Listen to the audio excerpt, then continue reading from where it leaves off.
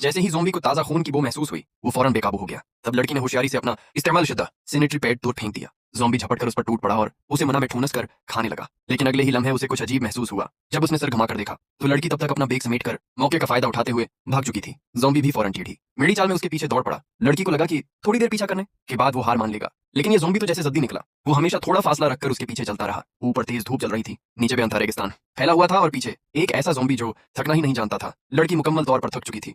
आखिरकार वो रखी, पानी का एक घूंट लिया और कुछ आराम करने की कोशिश की। लेकिन जैसे ही उसने सुख का सांस लिया, उसे दिखाई दिया कि ज़ोंबी फिर उसके करीब आ चुका है। मजबूरी में वो थके हुए जिस्म के साथ दोबारा आगे बढ़ने लगी। काफी देर बाद उसे एक छोड़ा हुआ मकान नजर आया। उसने सोचा शायद यहाँ कुछ सामान मिल जाए, लेकिन अंदर जाकर देखा तो वहाँ कुछ भी नहीं था। हाँ, एक गधा जरूर पड़ा था। वो वहीं लेटकर कुछ देर सो गई, लेकिन अचानक उसकी आंख खुल गई। उसे एहसास हुआ कि काफी देर से ज़ोंबी की कोई आवाज नहीं आ रही। वो आहिस्ता से दरवाजे तक गई और बाहर जाकर देखा तो वाकई ज़ोंबी उसका पीछा करते हुए वहां पहुंच चुका था। लड़की चुपचाप नीचे छप गई, लेकिन चंद लम्हों में ज़ोंबी भी अंदर आ गया। घबराकर लड़की ने जमीन से पत्थर उठाया और पूरी ताकत से उस पर मारने लगी, लेकिन ज़ोंबी को कोई खास नुकसान नहीं हुआ। उल्टा वो आहिस्ता आहिस्ता उसके करीब आता गया। लड़की ने फौरन अपना सामान उठाया और फिर से भाग पड़ी। कुछ देर बाद उसका सारा पानी खत्म हो गया। गर्मी और प्यास से उसकी हालत खराब हो गई। तभी दौर से अचानक एक खौफनाक रेत का तूफान उठता हुआ नजर आया। लड़की डरकर पीछे की तरफ भागने लगी, लेकिन चंद ही सेकंड में वो मुकम्मल तौर पर रेत के तूफान में गायब हो गई। यहाँ तक कि ज़ोंबी भी पहली रेत में दब गया। प्यास से लड़की तकरीबन बेहोश होने वाली थी। जब उसे लगा कि अब वो मजीद नहीं चल सकती, तभी अचानक एक गाड़ी वहां से गुजरती नजर आई। गाड़ी से दो आदमी उतरे और तेजी से उसकी तरफ आए। उन्होंने उसे पानी पिलाया, सहारा देकर खड़ा किया और कहा कि गाड़ी में बैठकर